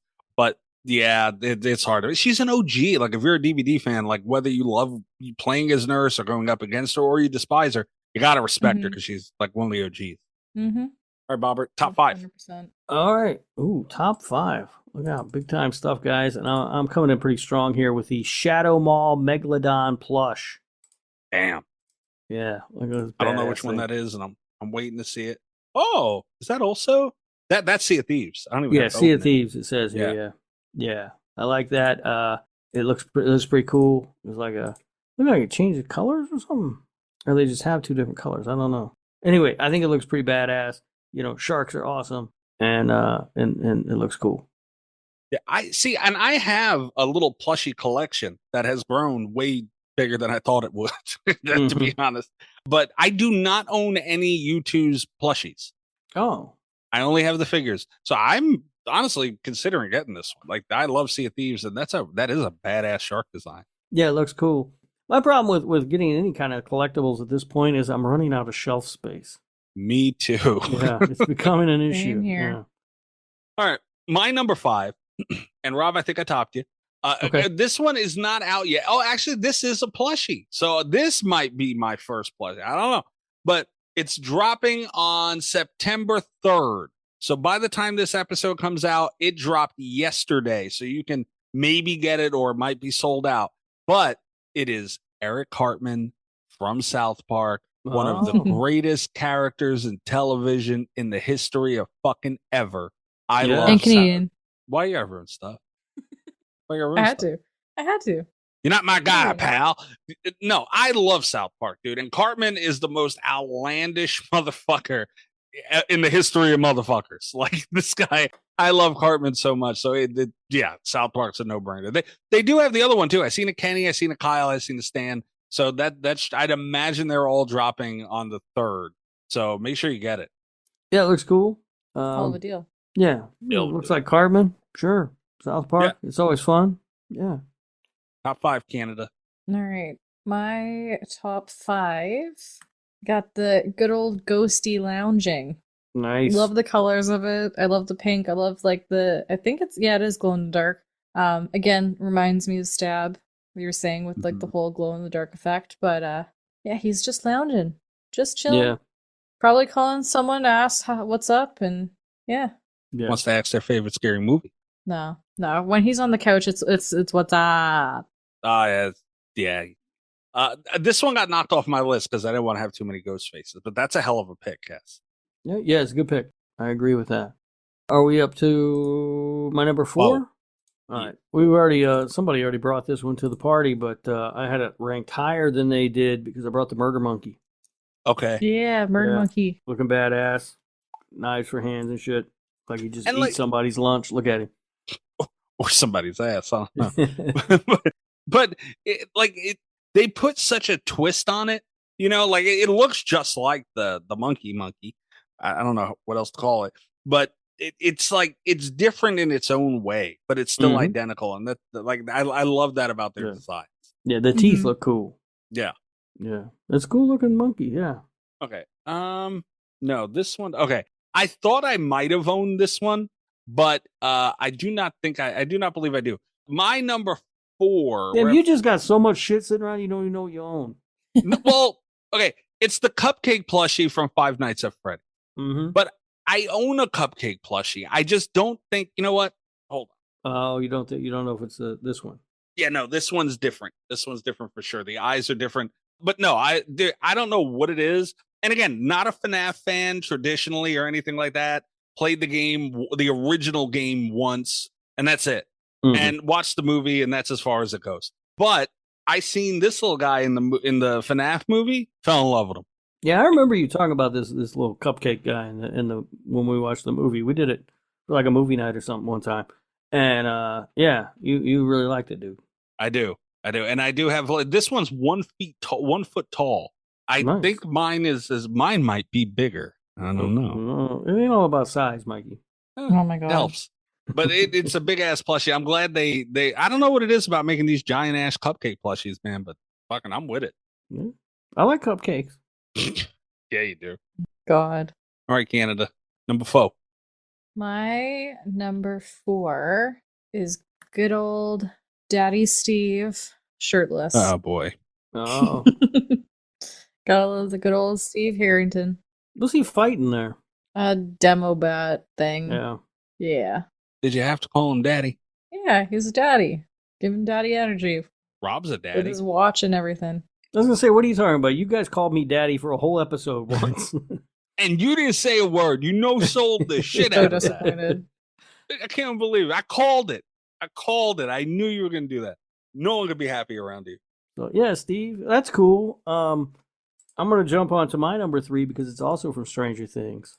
Hell of a deal. Yeah, so we'll just keep that train rolling for a minute. When we get to Trains and daddies. Yeah, Hellfire Club Eddie. Ugh. Hell of a deal. Yeah, look at the dude. He's fucking rocking out. He's cool. Yeah. It's a hell of a deal.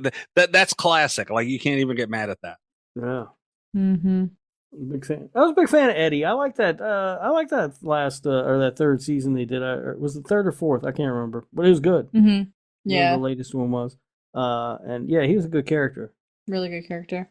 All right. Well, Rob, once again, I believe I topped you for my number 3. No, you didn't. All You right. didn't beat Hellfire Eddie. I do with Chucky. I see your Hellfire Eddie, and I raise you a Chucker. I'd rather hang out with Eddie. I don't know about that, man. Chucky's badass. Like, again, it's a fucking awesome design. The colors they picked, like, I know it's just, it's Chucky. Like, what colors are going to use? Sure.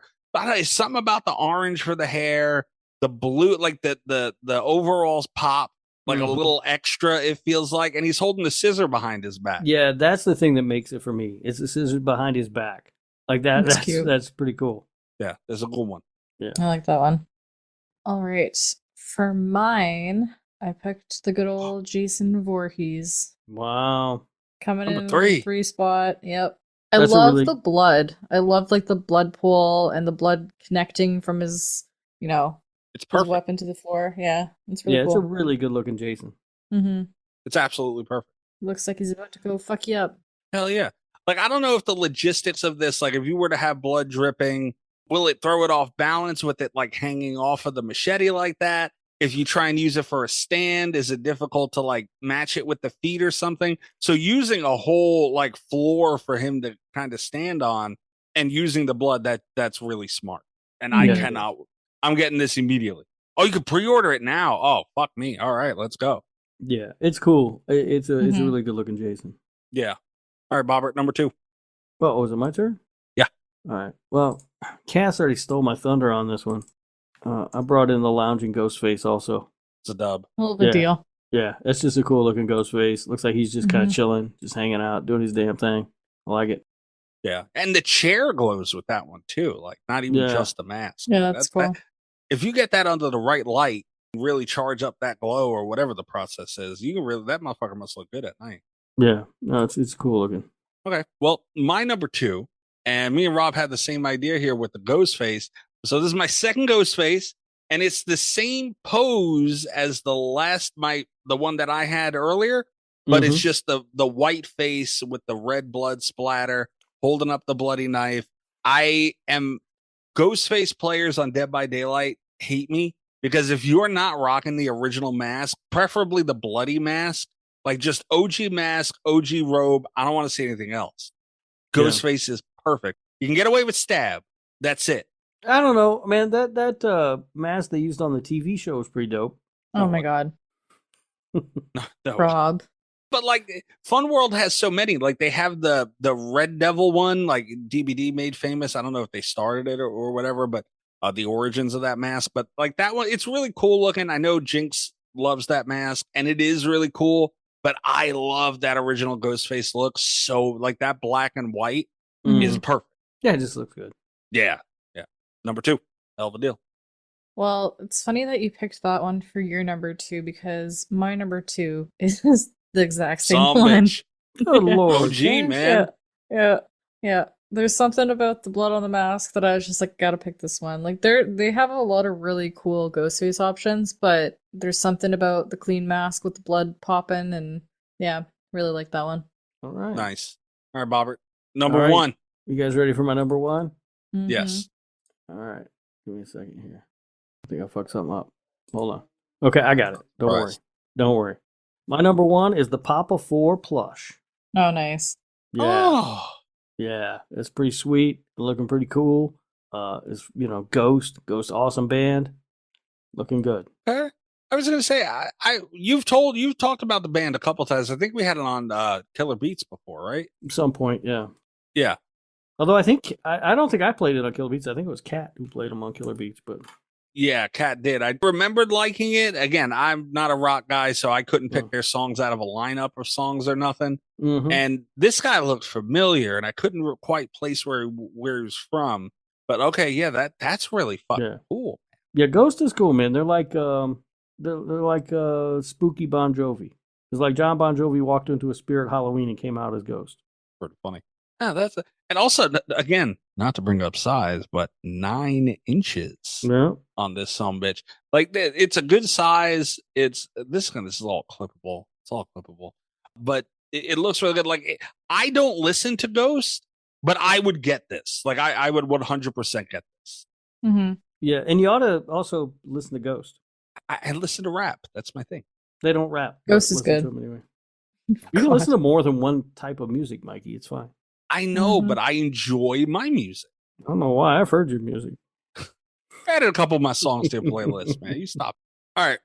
My number one, no surprise here. I haven't said it yet, so it's got to be on there. Jason Voorhees.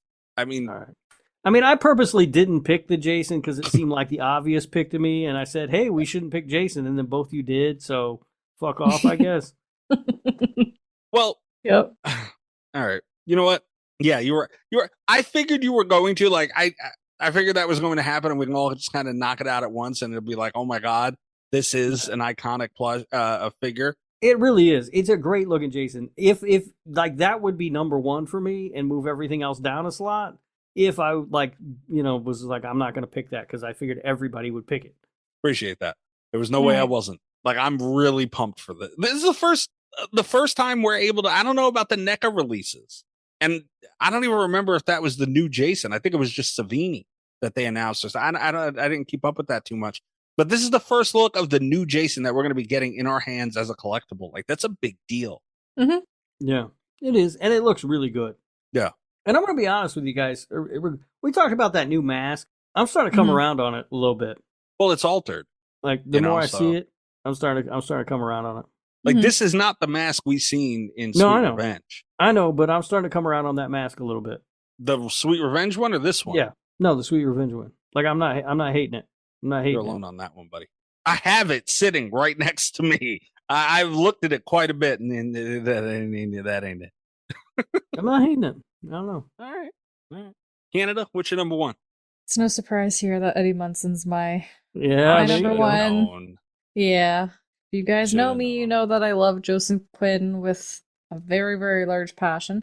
So I had to pick Eddie as my number one because I just love the character. I love the actor. And then when I saw this, there's 2 different poses of him, but I just love the traditional Hellfire.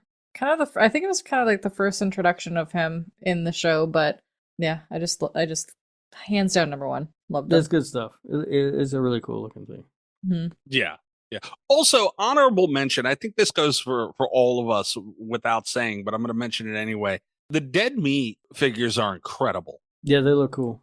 That was a really dope collab, and to see them, because like everybody knows how big of fans they are of the horror genre. Like, it's really nice to see people who genuinely have passion for this genre. Like, they didn't even just say, "Hey, we're going to put James as a figure." Like, they collabed with Chucky. They collabed with a couple of different things, and all of them. The Chucky one's my favorite. Like, James as Chucky, that's got to be a fucking dream for him, and I'm so happy that to have that done. Like, they have a Freddy one in there or something like that. It looks fucking awesome. No, that's not Freddy. What is that? Oh yeah, it is. I think. I don't know. I think it's like his own thing, but like a thing for Freddy. I don't know. But they all look great. So shout out to them for doing that collab and for YouTooz for making it happen. Man, looks awesome. Mm-hmm. Yeah, it's awesome. They did look good. Yeah. All right. Well, hell of a deal. Thank you again to Austin for hopping on with us. We love YouTooz, and they have a ton going on for Halloween and even going into the holiday season. They got a lot of shit going on, and their shit looks great. So if you're not a YouTooz guy, maybe stop and check it out. And, they got a lot of cool shit. As for us, that's it for this one. So patreon.com/radio tier starting as low as $3 a month. You get a 1-week free trial. This is a good time to get in on that. Spooky season, we're going to have a lot of shit coming up. Should we announce or should we? Well, I guess we can announce. I sent that out on Twitter. Mhm. Well, yeah, actually, it is good to announce because I realized after this was set up, this works out perfectly for our anniversary. The anniversary for the show is October 1st. It was October 1st, 2017, when Slasher Radio started. And for October 2nd, the day after our 8-year, am I good at math or am I bad at it? Yeah, it's 8 years. 8-year anniversary, we're going to be having Greg Nicotero on the show. We're going to be talking everything that he's done. Walking Dead will obviously come up. I say it all the time. The dude has the most impressive resume in horror. Like, he has to. Mm-hmm. He just has to. And we're going to be talking to him about all of his incredible work. Like I said, Walking Dead will, I'm sure, come up. And he did design the new Jason Voorhees. So that'll be a very interesting conversation. Hey, I'm coming around on it. So I ain't got a problem. But we're going to talk about it, man. We don't pull no punches here. We're going to talk about it. So Greg Nicotero for the 8th anniversary. That is in about a month. 1, 2, 3. Yeah, a month from when this episode drops, a month from when you're listening to this, we'll be having Greg Nicotero on. We are cooking a lot of shit. A lot of things are still up in the air for October. So make sure you subscribe to us on everything so you can get the first news, Patreon, Twitter, YouTube, TikTok, everything at Slasher Radio. Check it out. Follow it. Do whatever the fuck. Whatever buttons you're supposed to click. Just fucking click them. I don't know. Click all the buttons. That's what I do. Don't click all of them. Just the ones you're supposed to click. I just click every single one. You sure do. You Ours know in how the to chat. click buttons. You sumbitch. And I'm at Mikey's Dead. If you want to reach out, you can do that. If you want to leave me alone, that makes me happy too. Rob, where are they catching you?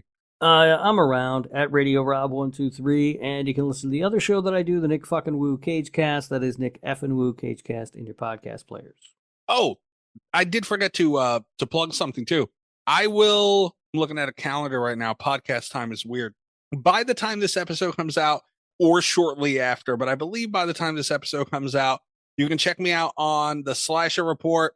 We're yelling at Boogie for all his pumpkin spice crap earlier in the show, but he's a great dude, and the Slasher Report is awesome. Him and I are going to be doing a taste test for the Chucky Fanta Punch. I have a 12-pack in my fridge right now that I have not been able to drink yet because we haven't recorded this yet, Boogie. So we'll be doing a taste test of that and asking each other horror questions. Boogie and I, when we just bullshit, like just for fun, we end up having the coolest debates and just shit like that. So, and we always sit there and go, man, we should have fucking recorded this. So we're going to fucking do it and record it. Nice. The Slasher Report on YouTube. You can check that out. It should be fun. All right. Canada, where are they finding you? Don't fuck it up. You're on a roll. I'm leave me alone. I'm Makeup X. Hell of a deal. Mistress on all platforms. I'm around, as Rob says. All right. And are we confirming Rob gets a movie pick next week? Yeah, might as well. All right. Oh, shit. Yeah. All right. Rob movie pick next week. Who the fuck knows what that's going to be? We'll catch you on that one. Good night from Slasher Radio. Woo. You asked for the fucking thing. Like, Ours in the chat. All the best with Slasher Radio Podcast.